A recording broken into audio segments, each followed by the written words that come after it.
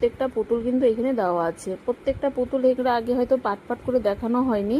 তারপরে এই গোপাল ভাঁড়ের গল্প তোমরা দেখছো, এখনো হয়তো গল্পগুলো দেখো। এগুলো গোপাল ভাঁড় আর গোপাল ভাঁড়ের বউ আছে, এগুলো খুব সুন্দর, সামনাসামনি না দেখলে বুঝতে পাবে না। আর তোমরা যদি সামনাসামনি দেখতে আসো, কোচবিহার গুঞ্জবাড়ি রথের মেলায় চলে এসো।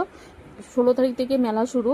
16 তারিখ থেকে 7 দিন পর্যন্ত মেলা থাকে। আমাদের বাড়ির সামনে দোকান বসে, তোমাদের এক এক করে প্রত্যেকটা দোকান ভিডিও সব কিছু দেখাবো।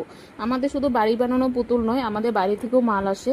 সে কৃষ্ণনগর থেকে, নবদ্বীপ থেকে মাল আসে। এগুলো সব মাল চলে এসেছে, পেটি খুলবো আর তোমাদের এক এক করে দেখাবো। এগুলো হলো আমাদের বাড়ি বানানোর প্রত্যেকটা পুতুল। তারপরে বাইরের মাল তো আরও সুন্দর হয়। বাড়ির কৃষ্ণনগর নাম, ওখানে বিখ্যাত জায়গার নাম, ওইখানে পুতুল সব মূর্তিগুলো খুব সুন্দর হয়। তাছাড়াও আমাদের বাড়িতে কিন্তু প্রতিমার কারখানা আছে। এরপরও দেখাবো আমাদের বাড়িতে বিভিন্ন ধরনের প্রতিমা তৈরি হয়।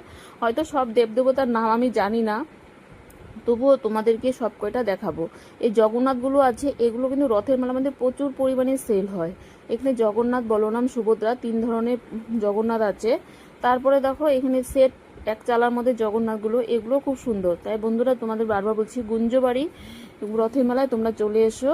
সামনাসামনি দেখে পুতুলগুলো তোমরা দেখবে কতটা সুন্দর লাগে দেখতে। হনুমানগুলো দেখছো, এগুলো আমরা সব নিজেরাই কাজ করি। শুধু আমি না, আমার যা, ছোট যা, বড় যা, বাচ্চারা সবাই মিলে কাজ করি। কারণ এই কাজগুলো খুব নিখুঁতভাবে করতে হয়, তো আর একা একা এগুলো করা সম্ভব হয় না।